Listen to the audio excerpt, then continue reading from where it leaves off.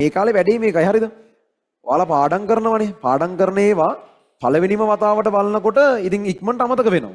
දැන් ගොඩාක් ළමයි ඉන්නවා මේ කාලේ තමයි ඔක්කොම පාඩම් කරන්නේ.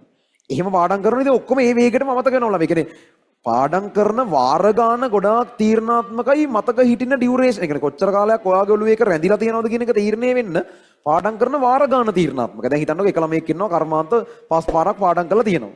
ඒ ළමයාට මතක නෑ කර්මාන්ත. හරි? ඒ කියන්නේ ඒ කාලයක් ගිහලා අමතක වෙලා දැන්. තව ළමයෙක් ඉන්නවා කර්මාන්ත එක පාරක්වත් පාඩම් කරලා නෑ. ඒ ළමයාට පොඩ්ඩක්වත් බෑනේ. දැන් ඔය ළමයි දෙන්නම දැන් දෙන්නටම කර්මාන්ත බෑ මේ වෙලාවේ. අර 5 පාරක් ඉස්සර බලලා හිතන්නකෝ කලින් සයි එක්ක හරි මොකක් හරි එක්ක බලලා. හැබැයි දැන් කාලෙකින් කරලා නැතුව දැන් මතක නෑ. ඔය දෙන්නම දැන් කර්මාන්ත පාඩම් කරන්න ගත්තොත් එකක් තමයි ගොඩක් අඩු වෙලාවකින් කර්මාන්තරික පාඩම් කරන්න පුළුවන් අර පස් ගමනක් විතර පාඩම් කරලා තියෙන එකට. බොහොම පොඩි කියන්නේ ටට්ටක් ගලුට මතක් වෙනවා සිද්ධිය සහ එයාගේ ඒක මතකයේ රැඳෙන ප්‍රමාණය අනිත් ළමයට වඩා ගොඩක් වැඩි. අනිත් ළමයට වඩා සෑහෙන මතකයේ රැඳෙන ප්‍රමාණය වැඩි කලින් කරලා තියෙන වාර ගන්න වැඩි වෙන තරමට. ඒතර මං කියන්නේ ඔය අන්තිම දවස වෙනකන් ඉන්න එපා කියන ඔක්කොම ටික බලන්න. කරනම අනිත් එක තමයි මේ කාලේ කොහොමත් ඔයාලා A එකක් ගන්නවද B එකක් ගන්නවද C එකක් ගන්නවද මොකුත් හිතන්න යන්න එපා.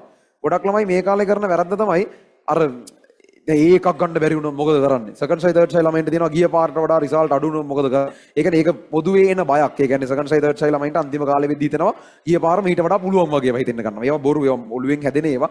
ගිය පාර මීට වඩා පුළුවන් වගේ හිතනවා. ගිය පාරට වඩා මේ පාර රිසල්ට් අඩු වෙයි වගේ හිතෙනවා. ඊට ඒකත් එක බය වෙනවා. ඒක සාමාන්‍යයෙන් ඕනම සෙකන්ඩ් සයි තර්ඩ් සයි ළමයෙකුට එන හැඟීමක්. ඒ කියන්නේ ඒක නෝමල්ම දෙයක්. ඒක කවුරු හරි ඒක ඇවිල්ලා තියෙනවා නම් ඒක ඊටගෙන ඒක සෙකන්ඩ් සයි තර්ඩ් සයි වීමත් එක්කම උරුමයක්. ඒක සාමාන්‍ය ඕන කෙනෙකුට හිතනවා. ඒකට එහෙම වෙන්නේ නැහැ. කොහොම හරි මේ ඔය විදිහට අර ඒ දේවල් ටික බැලන්ස් කරගෙන සමන් කියපු කාරණාව තමයි අර දැන් ඔයාලා අර ඒ වගේ දේවල් හිතනවා මම ඒකක් ගන්න ඕනේ ඒකක් ගන්න බැරි වුණොත් මොකද කරන්නේ මම කොහොම හරි දිස්ත්‍රික්ට් රෑන්ක් දානවා අයිලන්ඩ් රෑන්ක් දානවා මේ කාලවල ඒව මොකුත් හිතන්නේ නැහැ ඒව හිතන්න තිබ්බ කාලේ දැන් ඉවරයි දැන් ඔයාලට ඒකක්ද B එකක්ද C එකක්ද S එකක්ද ෆේල්ද අයිලන්ඩ් ෆස්ට්ද අයිලන්ඩ් ලාස්ට්ද ඒව මොකුත් හිතන්නේ නැහැ ඕගොල්ලන්ට අදාළ වෙන්නේ ඔයාලට දවස් 20ක් හරි 20 ගාණක් හරි කීයක් හරි තියෙනවා සහ අද කියලා දවසක් තියෙනවා දැන් ඔයාලා වැඩ කරමින් ඉන්න මොහොතක් තියෙනවා ඒ සියලු වෙලාවල් වල ඔයාට කරන්න පුළුවන් උපරිමයේ වැඩ කරන එක අර මේ වෙලාව ඔයාට කිසිම ටාගට් එකක් නැහැ. එහෙනම් මෙතනින් ඉස්සරහට මට තියෙන ලකුණු මෙච්චරයි මේ වගේ එකක් ගන්න පුළුවන් වේද? ඒව අහන්න එපා. ඒව හිතන්න ඔයාලට අයිතියක් නැහැ මේ වෙලාවේ.